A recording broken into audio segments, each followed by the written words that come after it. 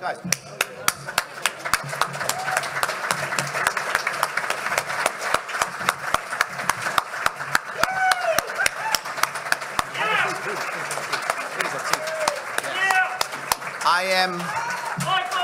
I am very happy that we have these three gentlemen here.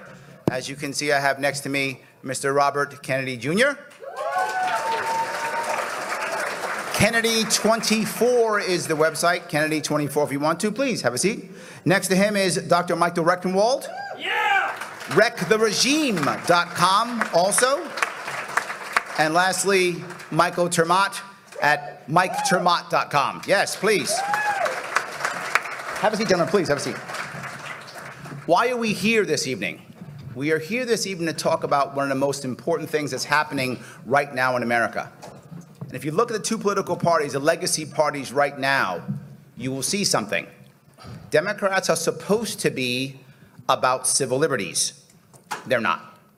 Republicans are supposed to be about less spending and less taxation. They're not. But why aren't they? Why do they not even believe in the lies they tell? Right? Why? Because no one holds them accountable. All that matters is other guy bad. That's it. I'm not as bad as the other guy. I know he killed one guy, but I only wounded him, so I'm better than him. And that's where we are right now. What can break that? What can break the legacy parties is independent parties. That's what we can do. You should be clapping now. Yes. And these three people here are running non-legacy. I'm going to talk about how we can fight not just the legacy parties, but also the legacy media. And third, and the hardest one, is the legacy voters and how they think and why they don't make a step, why they don't want to make a change. So I want to ask the first question, if I could, and that question will start with Mr. Kennedy, if I could do so. How do we handle the way the mainstream media ignores and disrespects us? First of all, thank you for being here. I would say the answer to that is that the mainstream media is less important now than it has ever been in history. CNN's total viewership is, I think, around $400,000, 400,000 people an evening. And during prime time, Tucker Carlson is getting 40 million viewers. Joe Rogan is getting 10 million per episode. And I think one of the reasons that I'm doing well, I'm now beating President Trump and President Biden among young people under 35 nationwide. The last poll that was taken on that issue shows me beating them both of them with people under 45 in the 6 battleground states. And I'm also beating both of them among independents. And independents this time around are the biggest political party. So it's 52% of the vote are independent. I think about 24 and 24 Republicans and Democrats. It's the first election in American history where independents have been the biggest cohort. And I think the reason I'm doing well with those cohorts is that they're getting their news from non-traditional sources. So they're getting it from podcasts. The one group that I'm doing poorly with is the people I should be doing best with, which is baby boomers. And it's because baby boomers get their news from MSNBC, CNN, ABC, NBC, CBS, The Washington Post, The New York Times. And if I was living in that information ecosystem, I'd have a very low opinion of myself too. I'm not allowed to do interviews on those, I'm not allowed to do live interviews for the last 10 years on any of those platforms. So they'll report about me, but they've occasionally done live to tape, but they can then edit that and cherry pick it and then put it in their own context. So let me step in for a second. So if I hear what you're saying that they're not even that important, is what you're saying. I don't think they're important, and I think, I have to figure out how to reach those other people those baby boomers in order to win, and there's other ways that we can reach them, which we're doing now. But I just tell you this, and then, let other people talk. I have a 28-year-old son, Connor, who's very, very well informed. And I asked him the other day when I was thinking about this issue, I said to him, have you ever seen an evening news show? And he said, no. Yeah. Oh, and I think that goes for that generation. It is just not a place where they get their news. So there's an aging group that is getting their news from mainstream media. But, I think you're right. Let me move to Dr. Rectenwald if I could. Dr. Rectenwald, tell me, answer that same question. How do we handle that? They ignore us or they disrespect us to the point that Mr. Kennedy's saying they will only do something that's taped so they can cut and paste. How do we handle that? Well, I've been cited by Mr. Kennedy's Children's Health Network many times, the defender, and for that I appreciate that, and I've been on Tucker Carlson 3 times and many other alternative media sites. But I should say, if the day ever comes that the mainstream media begins to respect us, then we'll know we've taken a wrong turn. Okay. Okay. The mainstream media, let's be real, is a propaganda arm of the state and the ruling class. They're professional propagandists and liars. The media serve up official state narratives that bolster the causes of the regime, as they do with all the wars, with the COVID, with everything else. Frankly, I don't want their respect. I hope they don't approve of me. And of course, they're going to smear all true dissidents. There's no question that all dissidents will be smeared, or they'll utterly black them out. But that's their job. I expect nothing less. And so they also cultivate controlled opposition purposefully. But hold on now. But we do know that a lot of people who vote do still watch them, right? We know that's true. So are you also agreeing with Mr. Kennedy and saying, you know what, I don't care, they're not that important? I think they're not nearly as important as they had been in previous years and previous election cycles. We have a huge mediascape of podcasters and X Spaces and all kinds of other venues to reach people. But the mainstream media still matters because they are, in some cases, considered, you know, the papers of record in their various domains. We will be smeared by them, and that's the way it goes. We just have to get our message out more broadly to through other venues. So let me ask you, Mr. ter Maat, it seems like that you're 2 of the people on this stage kind of think like it's not that important. Are you in the same boat as them, or do you disagree? How do we handle the disrespect and ignoring? It's obviously not nearly as important as it used to be, right? It is not completely without its significance, and the reason for that is, as you pointed out, for a lot of folks, CNN, the Foxes of the world, they are in some sense media of record. And in that sense, it is not our job to try to please them, right? It is not our job to try to suck up to them to find common ground with their interests or their anointed politicians. It's not our job to see if we can say the right thing to get on their channels. It's our job to see if we can make their heads explode. It's our jobs to see if we can get a little bit of attention in a negative sense. I really liked what Michael just said here. If we get their respect, we know that we have made a significant wrong turn. Look, they are not as important as they used to be, and that is worth bearing in mind. We're going to have to let them go. For those of you in the room with a little bit of gray hair that might miss these organizations, sorry about that, but it is time to let them go. There is a little bit of hard work that exists today that didn't exist a generation ago. A generation ago, you'd be able to hit 2 or 3 media outlets and you were doing a good job, right? Over the past 18 months, I've had to do over 100 podcasts. That's a little bit of work, right? And I'm not suggesting it isn't a great pleasure to last week, shoot the BS with Kim Iverson for an hour. But the truth is that you have to get out there and reach a number of outlets because the media is splintered in a way that it didn't used to be. That means once in a while you're going to make a head explode, and once in a while you're going to find an ally. So let me go back to you, Mr. Kennedy. If you're saying that they will sometimes take you on, and they will sometimes cut and paste and kind of put you in the light that they want to put you in, does that mean we should avoid them? In other words, am I so worried that if I go on to Fox or CNN or MSNBC, they're going to make me look bad by the cut and the paste? Should I avoid them, or should we still go there and say, who cares, we'll take it, any press is good press? Well, my practice is to talk to anybody who will talk to me.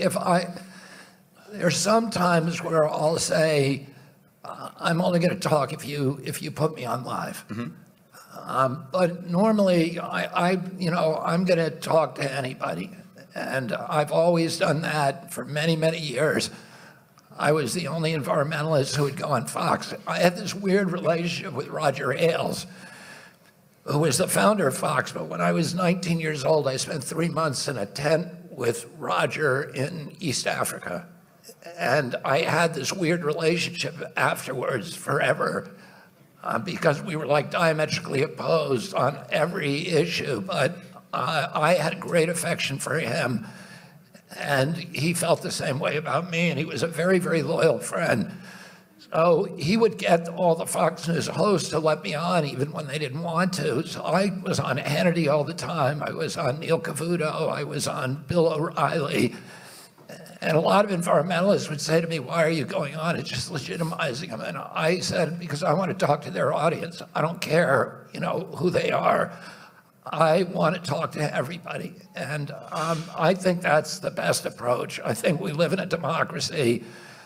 The whole point of a democracy is an inefficient system, and the framers knew that. They knew that totalitarianism was much more efficient. There's a lot of waste and spoilage that goes on in democracy to achieve it, wasted energy. But the advantage that we have over totalitarian systems is that we have free speech. And so ideas, policies get annealed in the furnace of debate and then rise up in the marketplace of ideas and become policy. And that is the one advantage we have over totalitarian systems. And if we stop talking to each other, it's just going to polarize our country and divide us. So let me move to more. Dr. Rectenwald for good. Dr. Rectenwald, what he's saying to me is that we should still go there anyway, and maybe getting the respect is a good thing. I feel like what you're saying is if they start to say, hey, Dr. Rec, you're the right guy, let me give you some attention, you're kind of like saying maybe no. Am I reading you right or am I reading you wrong? Well, I mean, when the New York Times went to the Mises Institute to talk to Lew Rockwell, he said, get out of here, you regime puppets. I want nothing to do with you. But I'm not Lew Rockwell, and he wasn't running for office. So I'll talk to anybody. I'll talk to anybody that'll listen, and I'll tell them the unvarnished truth in all cases. And I will utter the freedom philosophy with every breath that I make. And that's the key here. We need to make sure we're telling the unvarnished truth in all cases. I noticed I talked There we go. recently. Okay, Yes, you can go go ahead and ahead. clap. Slide in, go ahead. I like truth. It's good. When I talked to Forbes Breaking News recently, I noticed when I got onto the topic of the war in Israel, they didn't want to hear about it. But I wasn't going to relent because of that, and I will not relent. That has to be addressed. No exceptions. Always, all interventionism we must oppose in all cases, period. So let me go on to you, Mr. ter Maat. You're saying heads explode. Well, if heads are exploding, they might not want to talk to you if their head's going to explode. I mean, are we still on board or no? Yeah, we're still on board. Part of the reason that we want to be able to make heads explode is to help define us, and we need to be defining our party and our philosophy and our campaigns in our own context, not in the context of other parties. This is a mistake that I believe that we have made as a party in the past, seeking common ground with Republican politicians or Democratic politicians. We need to be the party of a good story. There really is no such thing as a journalist out there worth his or her salt, even if they are controlled by one party or the other, even if they're controlled by some corporation, distant or domestic, that is not interested in a good story. We're going to be a good story. The reason we're going to be a good story is, number one, we're completely differentiated. We present a different choice. As Michael said, we need to present a completely principled choice. That's going to make us different because there is no such thing as another campaign in this race that's going to be as principled as a libertarian one. We are not going to be one of those campaigns that decides, well, in this theater we're pro-war, in that theater we're anti-war. We're not going to be the campaign that decides the Federal Reserve does some things right and some things wrong. We're going to cleave a very hard edge against the other parties because we're going to be distinct. That's what's going to present a good story. The media likes a good story, and that's what we're going to be. All right, let me move on to the second piece, if I could. This starts with Dr. Rectenwald. I know you've heard this 1,000 times, but how do we handle this? How do we handle the, I can't vote for you, you're a wasted vote, or you're a spoiler, a vote for you is a vote for Trump, or a vote for you is a vote for Biden, or whatever is the thing. I know you hear it. How should we handle that argument? And this is with the legacy voters, right? How do we handle that? Well, as with everything else, I will tell them the truth. Their vote is already wasted. Okay. Does it really matter who wins if we end up with Trump, Biden, or another regime-approved candidate? Really? I will tell voters that unless they vote for someone who espouses the freedom philosophy of private property rights, prosperity, and non-intervention, they're wasting their votes, period. The dominant players are nothing but statists who will expand the state scope and penetration of the federal and central government. They will claim to oppose the military-industrial complex but send arms to other countries. This cannot go on. So I would dissolve the Zionist lobbies. I would stand up to the Zionist lobbies or even make them register as foreign agents. Foreign agents? Wow, okay. Whereas none of the other candidates will dissolve the intelligence agencies or eradicate the security state or end the regulatory regime. So this is what I'm going to do, and that's Hold on, why I get what you're saying. I'm just kind of curious, how does that stop the spoiler piece? I mean, I get what you're saying, but that's still, if I'm afraid that you're the spoiler, if I believe you're the wasted vote, how does that change my mind, right, as a voter? I'm the legacy voter, right? I've been voting Democrat or Republican for 20, 30 years. How does it stop that? Well, listen, it's not enough to just tell people what they want to hear. We need to tell them what they need to hear. Okay. And what they need to hear is the truth, period. They're throwing away their votes as it is. What are they getting in return? They're getting $34 trillion worth of debt. They're getting a completely runaway economy that's headed towards the drain. That's what they're getting in exchange for their vote. Okay. Yeah. Let me move to Mr. Kennedy. Mr. Kennedy, I know you hear this. You hear, well, I can't vote for you. I like you, but I can't do it because a vote for you is a vote for Biden, or a vote for you is a vote for Trump, or whatever they're saying each day. How do you handle that to a voter? Well, I would, I would agree with what was just said, that I think 80% of the American public doesn't want to see President Trump or President Biden run again, doesn't want to see this contest. So if you're voting for them, you're already wasting your vote. You're throwing away a vote. And, aren't we all tired of voting for the lesser of two evils? Don't we want to vote for somebody? Yeah. Somebody who you like, and my favorability ratings are now higher than President Trump or President Biden or any politician in this country. Mine are 20 points ahead of the other candidates in terms of net favorability. The other thing I say to people is, number one, President Biden does not need my help to lose the election of President Trump. And I intend to take votes from President Biden and President Trump. I intend to win the election. My polling numbers are now in the battleground states are averaging 24 points, and that means, and all I have to do is get to 34. I'm gaining votes by 1 point a month on average since August. All I have to do is get to 34 to win the election. So, that means I have to take about 4.5 points from each of the candidates. And I feel that is within my reach, and that the American people should be able to have a chance to vote for somebody that is actually going to change the system. So your answer actually is that it's not a waste of vote because you can actually win. That's your answer. Exactly. Okay. Mr. Maat, how do you handle it? I mean, I know you're out there. I see you out there hustling. I see you doing the work. So I know you're doing the work, and you've got to hear, Mike, I love you, but look, your vote for you is a vote for Biden, or a vote for you is a vote for Trump, or whatever they're going to say. Wasted vote. You hear it, right? A vote for me is a vote for freedom and a vote for libertarianism. The reason we need to encourage people to recognize that a vote for the legacy parties is a waste of their vote is because when you vote for a Republican, you're sending the signal that the Republican Party platform and, parenthetically, the Republican Party actions are okay with you. Is that really the signal that you want to send? because they assume that when you vote for them, you're in love with them. The same thing with the Democratic Party. So if you are in love with them, knock yourself out. You should vote for them. But the truth is, you're wasting your vote if you don't vote for your values. When you vote for your values and you support someone who's not a member of that duopoly, you force the other parties to take into consideration your principles, your positions, your values, where you want the nation to go. If you don't take advantage of the opportunity to send that signal don't get sent.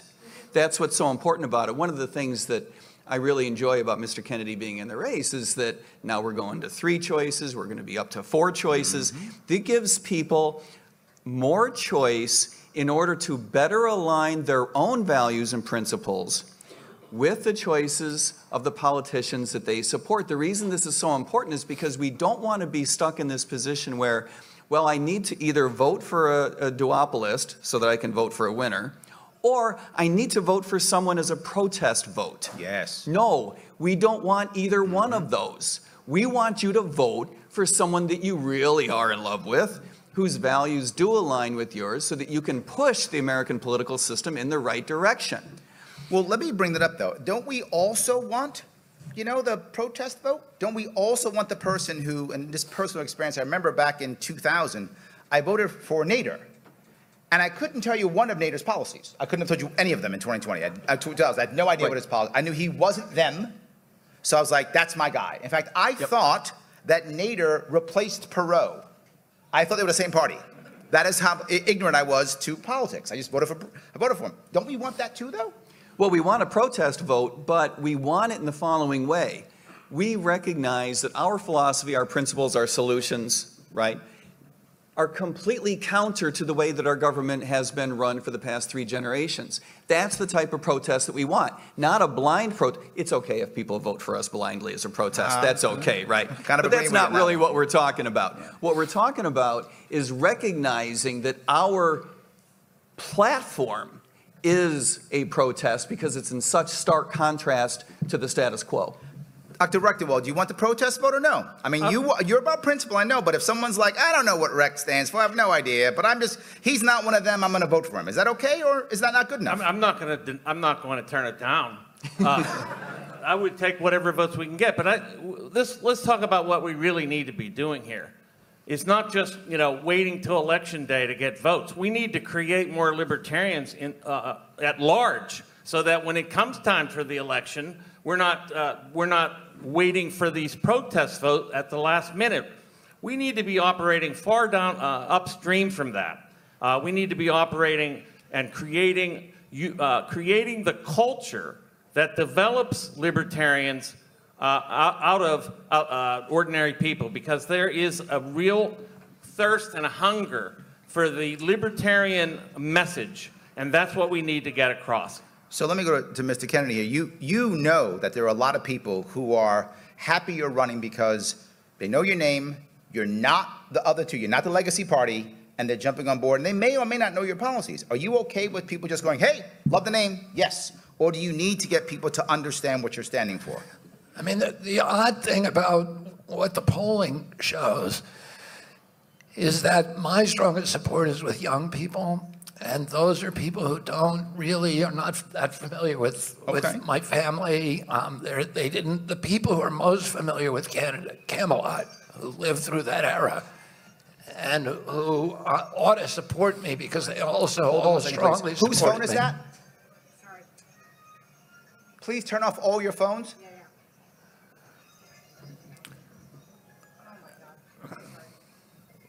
So please turn off all your phones.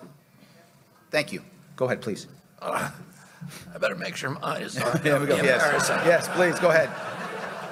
That was me calling you. There we go, yes. That was good. I'm sorry, people who, who you would think would vote me because they're familiar with they would live through Camelot, they have affection for my family, they loved me, when I was the environmental leader. Those groups I'm least popular with. And the groups that I'm doing best with are young people who, and also a lot of Trump voters, people who aren't particularly enamored with the Kennedy name. But you know what's wonderful for me is when we do rallies and we're selling out virtually every venue that we go to. There's thousands of kids there, and they're coming in almost every day. People come up to me with tears in their eyes and say, you're the first person who's given me hope. And in 2013, there was a poll taken of Americans under 35, and they were asked, are you proud of the United States of America? 85% said yes. The same poll taken 4 months ago, 18% said yes. Wow. Oh, this is a generation that's completely lost hope in our country. And that's the generation that's coming to my speeches. Those are the kids who stop me every time I walk through a grocery store, through an airport, down a sidewalk, and they say how grateful they are that they had withdrawn from the political process, that they're in because there's somebody finally who's giving them hope for their generation, for their future, and for our country. And that is, for me, the most touching experience, and the experience for me that's made all of the, there's many challenges in a campaign for my family. There's a lot, for all of these gentlemen, they're all should be tremendously respected because this is a hardship on Yes, yes, yes. And they're all Yes. standing up for something they believe in, which is really important in this country. But for me, all of that, whatever sacrifice that I've made has been compensated 100 times over by seeing these kids come up to me every single day in every venue. So I appreciate that. I see what you're doing. I want to move to the next question if I could, so we can stick to time. I want to start this one with Mr. ter Maat. This is a hard one that we all deal with. Anyone who's running non-legacy party will deal with this issue. We worry in separate states. We worry across the country. How in the world are we going to handle, Mr. ter Maat, this horribly rigged ballot access system? Is the ballot access system really rigged against us? I hadn't noticed that. I made that up. It's not true. Yeah, it's not true. Lars Mabstead, thanks very much. The system is rigged against us. I view the ballot access issue as a part of an overall cycle, right? We are stuck in this vicious cycle of we need ballot access so we can get wins. We need wins so that we can get more attention, more media attention, more money. We need all of that to gain power so that we can affect the ballot access issue. We need to arrest that cycle and reverse the momentum, right? To make it a virtual cycle instead of a vicious cycle. That's not so easy. It's not even easy to describe, let alone make it happen, right? To make it happen, we need a party apparatus, like we do, that is serious about a long-term challenge. In this sense, I would point to examples like Ross Perot, who, yes, in 1992, did get a little bit of success, yep, right? But it did not turn into a movement that sustained either the development of a brand that could challenge the duopoly. It did not result in supporting down-ballot candidates that believed in what he believed in. It did not result in ballot access, which was your specific question. I didn't even know what party he was part of. Well, I thought Nader was him with the same party. You're right. Exactly. And that's why I believe that, the way we're set up here inside the Libertarian Party has a great deal more opportunity for success. And it's one of the reasons why it's such a responsibility running as the nominee, as one of us will, running as the nominee for the party, to correctly brand this party for the benefit of down-ballot candidates and for future candidates. Mr. Rectenwald, Dr. Rectenwald, I apologize. Dr. Rectenwald, how do we handle it? This is a problem for us every year, particularly in presidential years, but every year we're fighting. Sometimes we're fighting the same state 2, 3, 4 times in a row. It's a problem. How do we handle that? Well, the only way the Libertarian Party is going to gain and maintain ballot access is by creating an army of libertarians. Libertarians who will knock on doors, who will get out, get signatures, and gain trust, and demonstrate proof of governance at the local level. I want to make this perfectly clear. I don't think there's a top-down solution for this country. This is not the answer. We need to build power at the local level and invest power in the people there.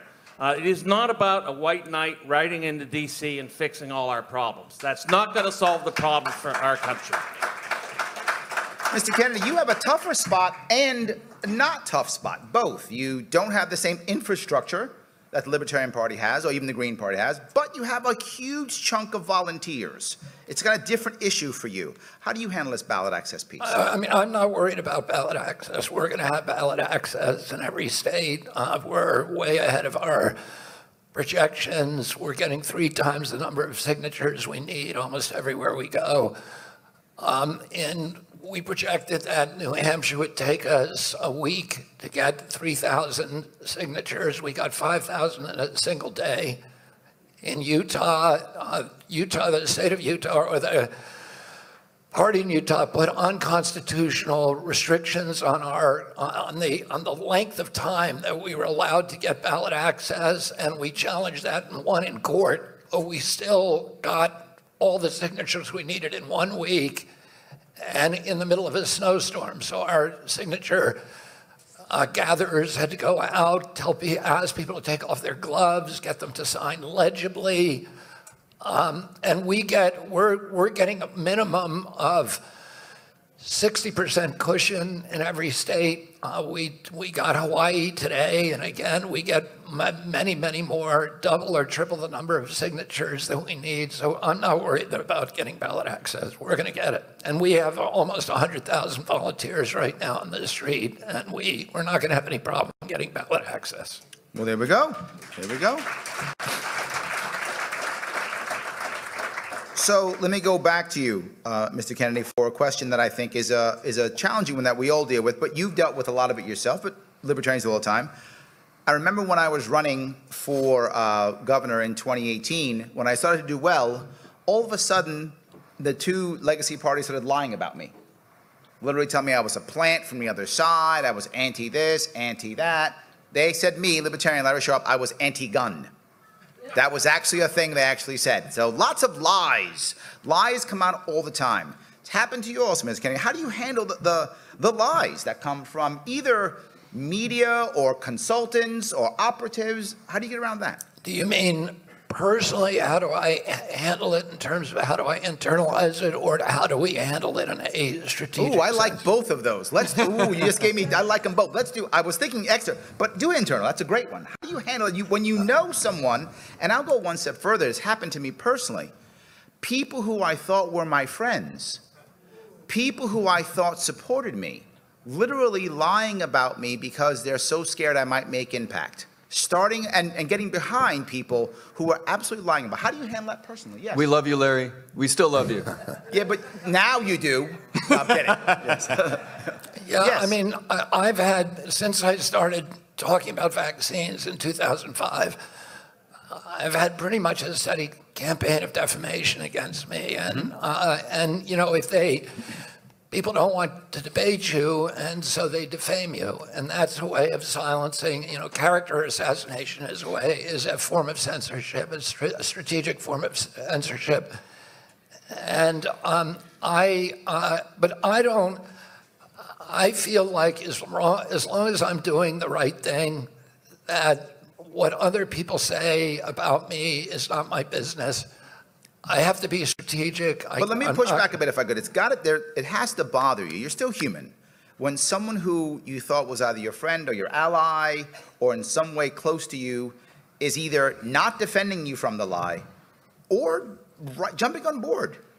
Do you dismiss that person at the end of that person? I don't. First of all, I try not to hold grudges or have resentments. I think resentments are corrosive if you hold them. It's like swallowing poison and hoping someone else will die. But everybody that I've ever admired in my lifetime, you know, people, historical figures, whether it's, you know, Humboldt to Alexander the Great to Charles Darwin to St. Francis of Assisi, all of them everybody who achieved something important started out went through valleys of death in their careers where they were despised and hated and turned on by their friends. Oh, if you're doing something worthwhile, that's just part of the cause. And the lower you go, the more beneficial it is. You have to look at that as a gift. You have to look at the betrayals or whatever as a gift and not hold on to them and say, this is part of my journey. And the journey, in order to be worthwhile, has to be difficult. And all of us are on some kind of journey like that, and everybody in this room has made a decision to challenge the orthodoxies. And I'm sure everybody in this room has lost friendships, has lost respects, lost professional affiliations because of your ideas, because you do critical thinking. You're willing to question authority. You're willing to question orthodoxies. And so everybody here knows what I'm talking about. You made a choice, and that is important. That's important for the way that that's what we want to achieve in our lives. We want to be able to. Let me go to Dr. Rectenwald if I could. Yes, thank you. Dr. Rectenwald, you have had this happen to you. Is that what he's talking about? You've lost, some professional issues have affected you, personal issues have affected you. You've had this happen to you too. It's got to bother you, doesn't it? How do you handle that? Well, I lost my publisher because of my stance on Israel. I lost my fellowship at Hillsdale College because of my stance on Israel. I practice, and I'm going to be honest with everybody here, I will practice rigorous honesty, okay? I'm going to tell you the truth, period. I can tell you how we shouldn't handle the lies that come from the duopoly. We shouldn't handle it by repeating them. We cannot repeat the lies and the propaganda that they spit out. But hold on, but I want to, hold on. Stop. Stop. You are going to be removed if you don't stop. I don't give a damn. Then get out now. Get out now. I will. Sergeant Arms, get rid of him. I will. We didn't come here to listen to Kennedy. We want to hear the other guys. I am. Get out. Thank you. What I want to ask you about is, tell me personally. Yeah, that was well. Good job. What I want you to do is tell me personally. This has affected you, right? Give me personally. Personally, it hurts. I've suffered consequences, and I agree with Mr. Kennedy that taking stances that are unpopular is difficult, and you will lose things. You will be stripped of things, and that's the way it goes. But I have dealt with that valley that he was referring to, and I've trudged through it, and you get spiritual regeneration from that. That's where it comes from. You have to be honest, and you have to face it, and you have to deal with the truth at all times. And that's not easy. So I'm saying that, look, I will continue to tell the truth in all cases. Let the chips fall where they may. Thank you. Great. Michael, how does it deal with you? I mean, you've seen it in the party. People have said things about you that aren't true. That's not true. I'm sorry. Only I have said things about you that are not true. Just me. Only I've lied about you, but other people I haven't. But how do you handle that when people who are supposed to be your allies, they sometimes aren't? Mr. Kennedy said something really important about when those conflicts arise. You need to view those as real opportunities. You're right, Larry. But I got to say, you don't have to wonder what it's like for people to say bad things about you if you're a police officer on the road for 11.5 years in Broward County, Florida. And I got to tell you, you don't have to wonder what it's like to have people lie about you if you're a registered libertarian the entire time. Yeah, I've lost friends and had bad moments with coworkers, but it is all worth it because in the end, these conflicts need to be something that we adopt as our bread and butter. These are opportunities, and I know that you've had lots of conflicts, Michael, in your work life as well, and I know that you have viewed these as opportunities to set the record straight, to let people know how you feel. It's only when those conflicts come up that it is really the truest opportunity to make your point. Something else I believe needs to be said. In the past, this is my own personal view, our party has not done a good enough job standing by our principles, even when people are trying to say negative things about us. I do believe that in past cycles, we have lost the opportunity for as much success as we could earn because we have not found the opportunity to cleave that very hard edge based on our principles, that very hard edge against Republicans and Democrats. Might as well warn each other right now. You better put your seatbelt on. Because when we're out there telling the truth about how we feel about our values, our principles, our solutions, and how we want to change the way the American government is run, there's going to be a lot of pushback. Hold on, Mike. I want to ask an important part here, and you tell me if I'm wrong here. I feel like you being a cop in this case may have given you some extra advantage, maybe some things you've learned from having to deal with that. Is that helpful, or is it not? Or am I just making this up? No, it's completely helpful in the sense that you learn that what you're doing is not because you're looking for, gratification, because of a lot of people think, you're swell, and a lot of people are going to say really nice things about you. It's sort of like being a libertarian. You don't become a libertarian because you're interested in making thousands and millions of friends and everyone's going to say really nice things about you. That just doesn't happen. Now imagine if you become a police officer and a libertarian at the same time. That's a whole lot of mashugana. I'm lucky that my mother still speaks to me. So you do get used to it, but it reinforces the idea that you don't do these things for yourself. The reason we're libertarians is because we're interested in standing up for others. It's not about us, and I love these guys and Larry, but it's not about us. And it's not, to be honest, I know this is not going to hurt anyone's feelings because that is, after all, what we're discussing. It's not about you folks either. It's about people out there whom we call brothers and sisters, we said this earlier today, for no other reason than the fact that they are fellow Americans.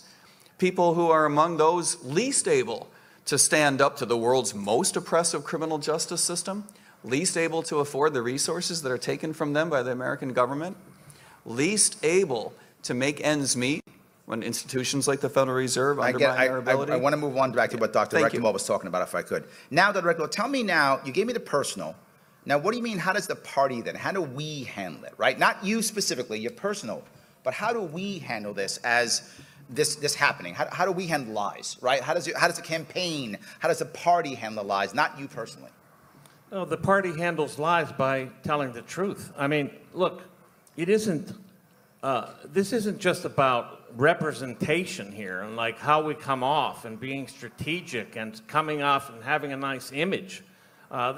We're talking about vital matters here, vital matters that are dealing a blow to people all over the world. It isn't just the United States that's affected or the citizens here that are affected by United States policy and our proxy wars and our Federal Reserve that's funding these endless wars and you name it.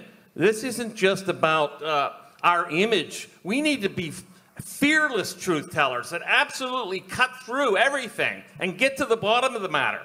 Okay, the state is a parasite. Let's be real about this. It is robbing people. It is destroying lives. We're looking at a situation in which we have people on the brink of complete destitution and people being murdered using U.S. military aids and bombs. This has got to stop. We cannot allow this. We must stop it. That's the message we need to get out. It isn't enough to be nice guys. I'm sorry. So you're saying that even though they do the lies, we just keep telling the truth no matter what, right through it. Am I giving you right? Absolutely. Okay. Just keep telling the truth, make it better, make it more poignant, make it sharper, and make it stronger, and make it stick. Okay. Mr. Kennedy, I got to ask you, how does your campaign handle it? You've been slandered. Your campaign's been slandered. How does your campaign handle it? Not you personally, but how does the campaign get around it? We just try to tell the truth. Dr. Rectenwald, you were correct. There we go. You were correct. I love it. Let me, if I could, move to our next question. This is from the audience, and I'll start with you, Mr. ter Maat. The solution to the 2 corrupt political parties is not 3 corrupt political parties. If you became president, what would you do to what would you do to weaken the power and influence of 2 centuries of partisan power? Mr. Maat, could you start that? Sure. There's a couple of things that you need to do. One is obviously lead the federal government to a position of having less power to itself. Part of the reason the Republican Party and the Democratic Party are so very corrupt is because they have so much power. It's the old saying about power corrupting absolutely. That's what happens. So one of the things that we need to do is just per se live out what it is our platform says that we're going to do, in a regulatory sense, in a size and scope sense, and especially, as Michael just pointed out, in a foreign policy sense. We need to cut back the footprint of the federal government, both in terms of how much resources it takes, as well as the imposition that it provides on us in not standing up not only for our values, but for not standing up for our civil liberties. That's number one. Number two, we need to go after the ballot access issues, and we need to do so explicitly, in my view. I'm not certain that this is the big political issue that we want to push now as a third party. But if we were in power, absolutely, you got to pound that all day long. Good. I like it. All right. Dr. Rectenwald, how do we weaken the power, really, of, again, 2 centuries of these two parties? We do it by promoting decentralization. The central government. If we were in power, absolutely, you got to pound that all day long. Good. I like it. All right. Dr. Rectenwald, how do we weaken the power, really, of, again, 2 centuries of these two parties? We do as a third party, but if we were in power, that it provides on us in not standing up not only for our values, but for not standing up for our civil liberties. That's number one. Number two, we need to go after the ballot access issues, and we need to do so explicitly, in my view. I'm not certain that this is the big political issue that we want to push now as a third party. But if we were in power, absolutely, you got to pound that all day long. Good. I like it. All right. Dr. Rectenwald, how do we weaken the power, really, of, again, 2 centuries of these two parties? We do it by promoting decentralization. The central government is the issue. We need to weaken it. We need to get power away from it. And I would be wary of any candidate that doesn't explicitly promote decentralization and local governance. The object here is self-governance, period. What that means is the state has to disappear. So self-governance is the key. Anybody that's aligned with the big central government, adding layers, tinkering with it, or whatever they're doing, is aligned against liberty. Liberty is our object. That's the key. Politics is just a game that they play to get there. But we're not playing games here. Okay. Mr. Kennedy, how do we weaken it? How do we weaken this power? Okay, but is the question, how do we weaken federal government power, or how do we weaken the power of the two political parties? I think Mr. ter Maat was more talking about the system, right? He was talking more about the system. I think Dr. Rectenwald was talking more about the federal government in general. But I think both are the appropriate answer. The question is, how do we weaken the two-party grip, right? The corruption that's happening right now in our country. We don't want to have a third corrupt party. So is it we've fixed the system? Is it we make the federal government weaker? Both are appropriate, whatever you think. I mean, I don't think fixing the federal government has anything to do with the parties. Okay. I mean, if the question is, how do we break the hold of these two parties? Yes. I think that's what we're all trying to do, which is to try to give the public an alternative. And I think this election, we have a better chance than almost any time in our history, because whoever runs, we're going to run against the two least popular political candidates in American history. So both of them would win the record as the least popular candidate in American history if he wasn't running against the other one. And so there's opportunity, I think, here to break this hold. And I think more and more Americans are seeing how corrupt it is, because of what they've done to what they're doing to President Trump I'm not a fan of President Trump's, but I also don't want to beat him by having him legally removed from the race when, you know, a good portion, maybe 40 or 50% of the American public wants to vote for him. That's what they do in banana republics. You know, they remove candidates from the race who they don't want to run against. I don't think it's right that the Democratic Party, which was supposed to be the exemplary party of democracy around the world, and our country is supposed to be the exemplary democracy, I don't think it's good optics that the Democratic Party really didn't hold primaries this year. Mm-hmm.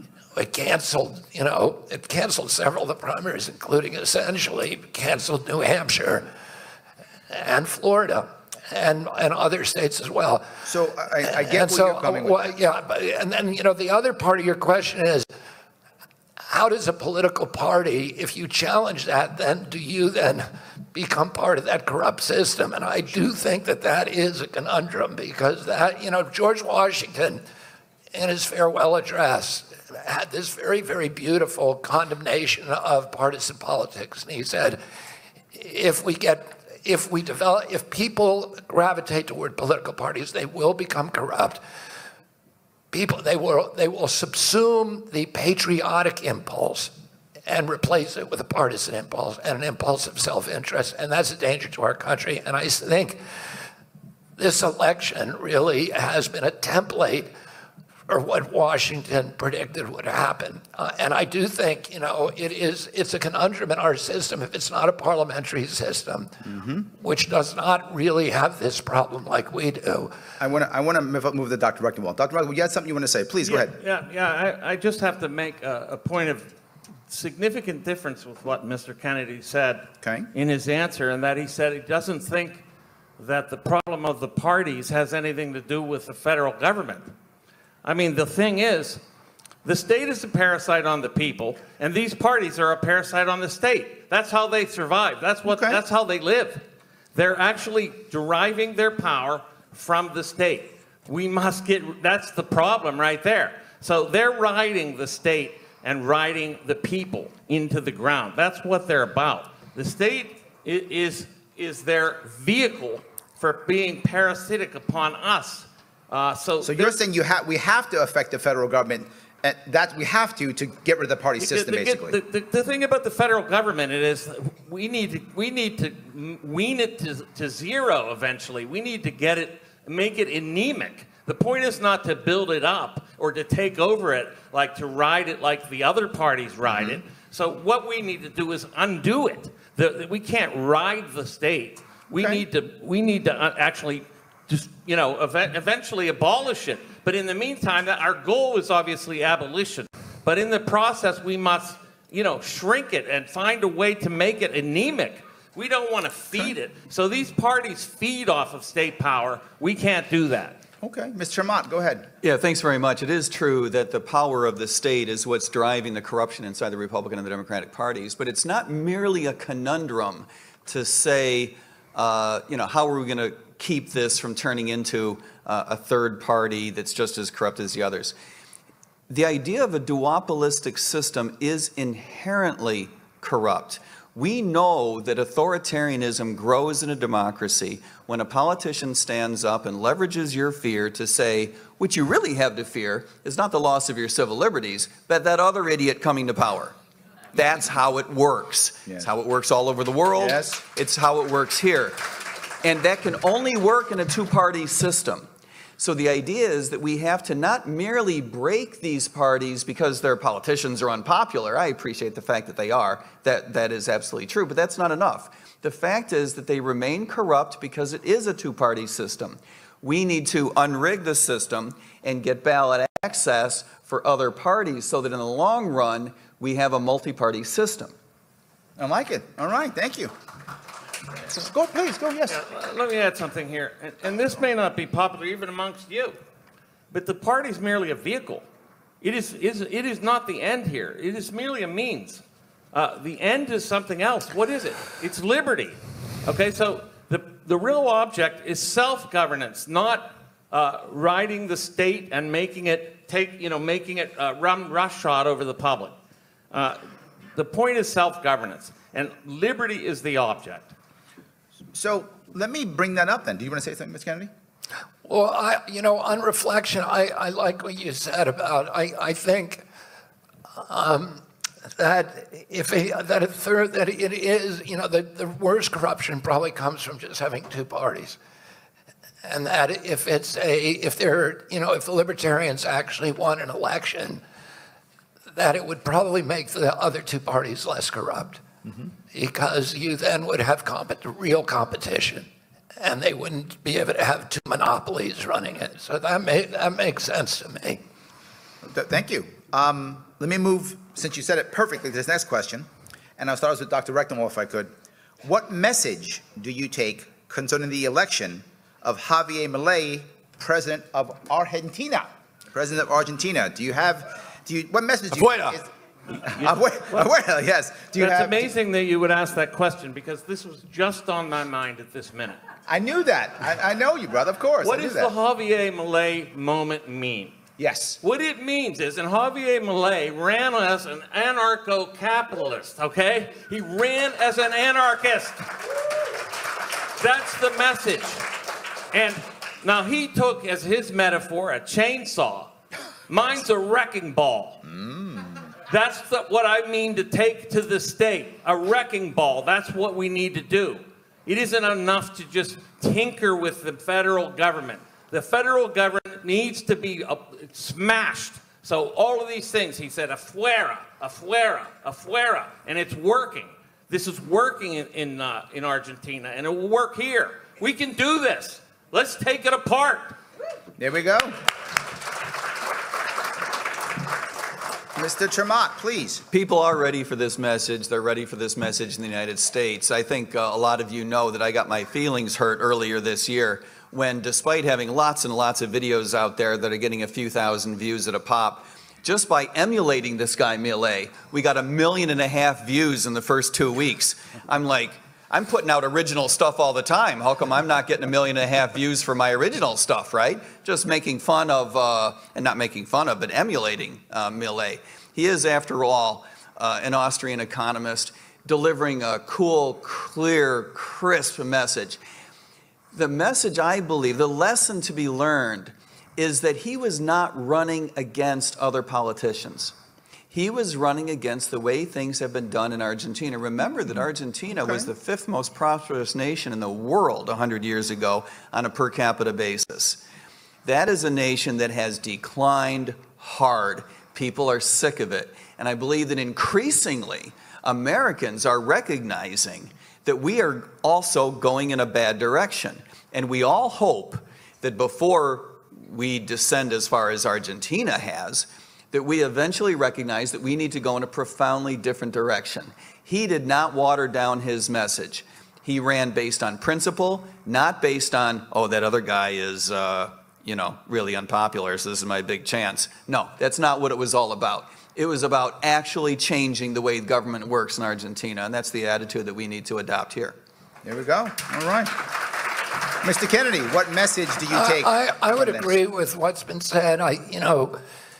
Milei had a populist message. He was running against corruption. He was running against crony capitalism. He was running against an entrenched oligarchy that has dominated politics in Argentina for many generations, in which certain families dominate the country and trade the executive branch back and forth with each other. And he was representing common people, and I think it's heartening that he won. And I do like, I think his rhetoric, the clarity of his message is really inspiring, and I love his energy.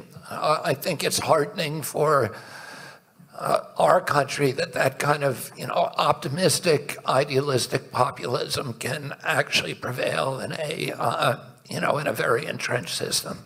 Here we go. Dr. Rectenwald, do you want to say something? Yeah, I mean, Milei was running not just as a populist, not just trying to get the popular will behind him or having the popular will behind him. He ran explicitly as an anti-statist. He said, and I quote, and I'm sorry if this offends anybody, "I wipe my ass with the state." That's what he said. He did say that's true. And so this is what we need to run on. This is not a message of just, political headwinds. We're talking about a principled statements that he made all together, all the way down the line, based on the Austrian School of Economics and based on anti-statism all the way through. That's what he ran on, and that's why this is the message for today. It's no longer, we don't have time for anything less right now. That's what we must aim at. There we go. All right. I want to get one more question, if I could, in. And this is, someone obviously was watching your lunch today, Mr. Kennedy, because the question is, what is the most durable and moral framework for managing the commons? And if so, how do you prevent corruption over time? Tough one, I know, but... what I think is that, when you're regulating, and I was talking to Chris Rufo about this today, that there are examples around the world where the commons has been protected successfully through privatization. It's not, there's a lot of kind of bad side effects. In England, for example, many of the rivers are privatized, but you need to, it denies access to those rivers to common people. So to fish in England in a salmon stream, you may have to pay $20,000 a day. In this country, you couldn't do that. Everybody has access to that stream. There are fisheries that have been privatized, for example, off of Australia, marine fisheries, and have managed the fishery very, very well. I think probably the way that the most obvious way to do that is that you need a regulatory framework in the commons. You need a framework that allows the use of the commons, allows even consumption of the commons, but make sure that it's in the interest of all the people. So you can dam a river, you can get a permit to dam a river, but you have to make a showing that it's going to benefit all of the people who are benefiting from that river. And that's how we do it today. We say, yeah, you can put pollution into the river, but you have to pay a price for it. The best way to do it is through market forces, that you pay for any cost you impose on the commons. But that would take a whole new regulatory framework. Right now we do it through a permit system, and unfortunately the agencies that administer those permits are captured by the industries they're supposed to regulate. So they allow those companies to break the law all the time. That's what this Department of Environmental Conservation and EPA did with General Electric Company. They knew that it was illegal. You can't do it. You can't put toxic chemicals into a waterway no matter what. And they let them do it because GE had political power. So okay. Let me grab Mr. ter Maat, if you would. Can you answer that question? Do you want me to repeat it, or do you got it? No, I get the basic gist here. Okay. Look, the problem with the way that our nation and around the world, nations have managed economic issues with regard to the environment, with regard to management of the commons. The problem is not that, once in a while we privatize something and it didn't work out perfectly. No, I'm sorry, that's just a complete misreading of history. The problem is that we haven't privatized enough. The problem is that courts and private capitalistic markets have not been able to take over enough of these properties, enough of the commons, and therefore created a method by which to internalize these costs. So for example, in the example that was just cited, somebody pollutes the river and they know that it's illegal and they go ahead and they do it anyway, and it's very difficult to hold them accountable. Yeah, in the system that we have today, it's very difficult to hold them accountable because we don't have someone downstream with private property rights who gives a damn, who will bring that tort, who will bring that case to court. We need courts and markets to do their job. That means we need more privatization, not less privatization. It is true that the system that we have today, if you just, once in a while privatize a property here or there, or once in a while you resegregate something that is ostensibly in the commons and you privatize it and you spin it off to a group of citizens, and then it doesn't work so well. That's right, because our system is not set up correctly to bring these cases through the court system and through negotiations in the private market. Can I just ask a question about that? Good. How would you, for example, privatize the air? And, which is a key part of the commons. And then I would add another issue, which is that, I'm a litigator. I've brought thousands and thousands, over 1,000 lawsuits. And they're very expensive, and most people can't afford them, and most lawyers won't bring them unless there's a big return. If you're using a stream and you're washing your clothes in it, your cattle are drinking from it, and pollution kills a couple of your cows, it's almost impossible in this country to bring a lawsuit that would pay the expenses of the court case in order to justify minor injuries that, I can't use that river anymore. I can't swim in it because there's pollution in it. Okay. I'll go someplace else to swim. And what is the damage for that? Is it $1,000? Is it $2,000? Let me it's see if I hard can get a to couple address answers. that in court. Let me get some answers. Let me first do with ter Maat, then I'll go to you, Director Weld. But I think he was questioning. But I'd like to hear about the air first. How do you privatize it? ter Maat, you okay? He wants to go first. Go ahead. Let it go. Okay. Yep, no worries. I mean, Dr. Weld, go ahead, please. I'm right here.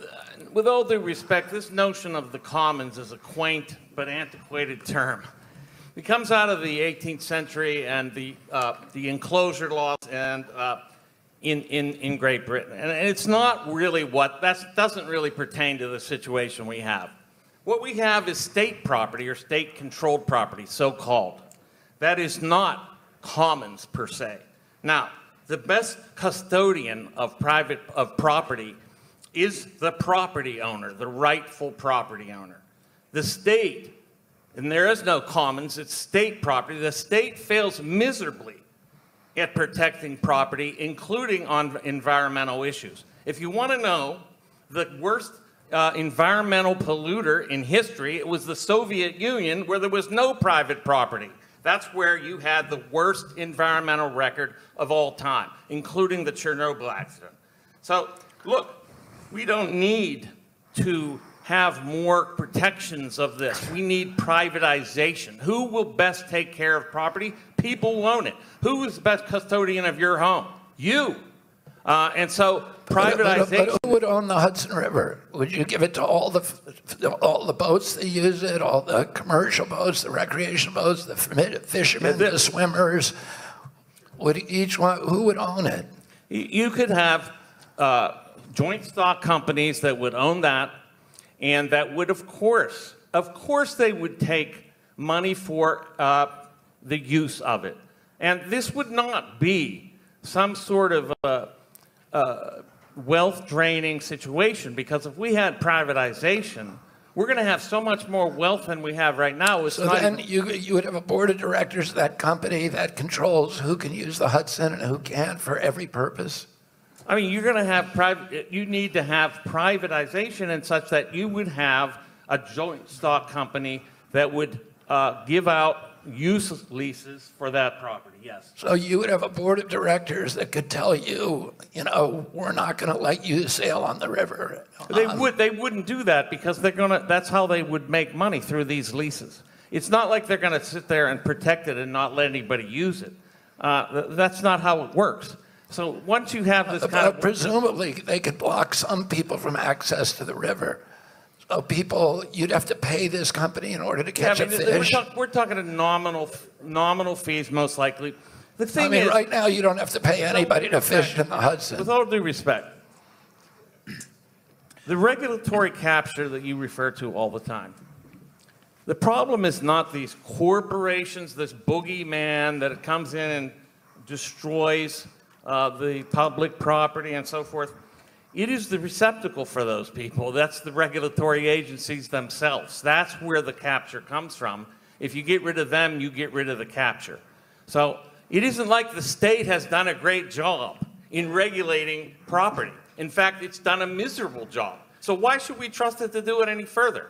As I said, in the Soviet Union, everything was state-owned. Look what happened. It was a total disaster. You would privatize the air? Now, the air is that's a non-starter. I mean, let me move to Mr. ter Maat if you want to say anything on this one. Dr. Yeah. Rectenwald, I want to give ter Maat a spot if he wants. Do you want to say anything, Mr. ter Maat? Yeah, I just wanted to add that there are ways to privatize relatively large things. The air is a particular challenge. I'll give you that one. But when it comes to things like rivers, dams, big projects, you do not grant a monopoly. You assign property rights in various bits and pieces, and so you don't have, one single organization controlling access. It also needs to be said that people at a local level do have a right to come together and bid in a way that brings people together, either in a stock corporation or partnerships, or however. Now, some people would call that a homeowners association, some people would call that an LLC, some people would call it a county, some people would call it Nebraska, some people would call it Exxon. There are different forms that can be created when Americans come together to acquire these relatively large assets, even though they're pieces of rivers. You're not going to grant a monopoly over the entirety of a river. As a matter of fact, the state is what creates monopolies, period. We are up against time, so I want to shift us, if we could, now to our 90-second closing statements, please. So we want to shift now. If we could start with Mr. Kennedy, please, 90 seconds. Well, thank you for having me. My campaign is about redressing many of the issues that the Libertarians traditionally are concerned about, ending the war machine, ending this corrupt merger of state and corporate power, protection of freedom of speech, of all the rights in our Constitution, ending the chronic disease epidemic, which is an assault on all of us, and restoring the moral authority of this country around the world.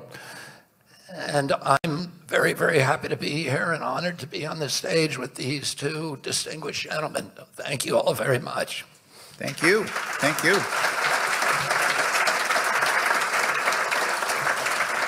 Mr. Rectenwald, 90 seconds, please. Well, Sorry, isn't Dr. this Rectenwald. what liberty is all about? We had a chance to actually have a debate, a real debate in the realm of ideas, and that is what we have to do. So let's take it from there and expand our liberty from here. Let's expand liberty as much as possible. Today, not tomorrow. And how do we do that? I argue that it's really about self-governance. We need to try to resume and take self-governance as our main principle. That's what we want to do. We don't want to be governed. And we don't need to be governed. That's even more important. We don't need to be governed.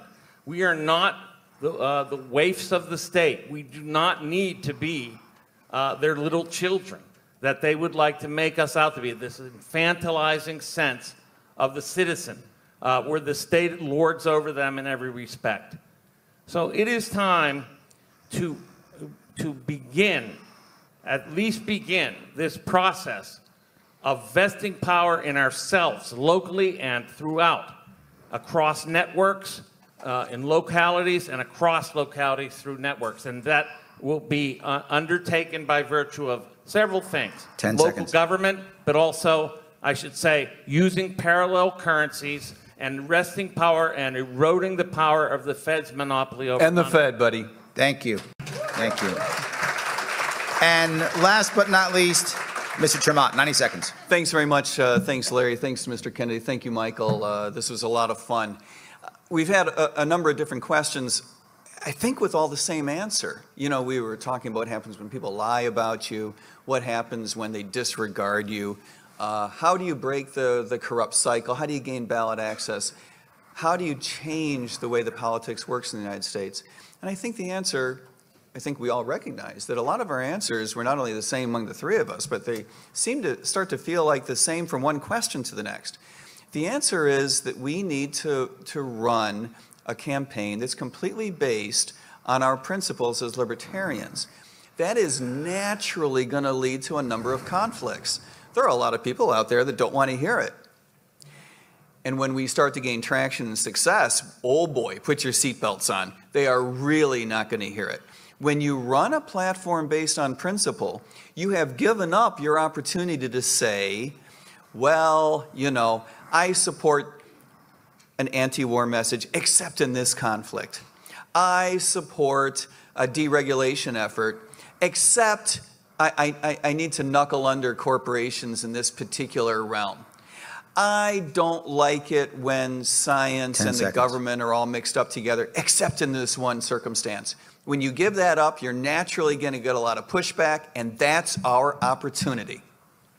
Thank you so much. Thank you. I want to say thank you to all three of you for an amazing conversation. Thank you all for watching. I really appreciate it. And thank you for your questions. Have a great night.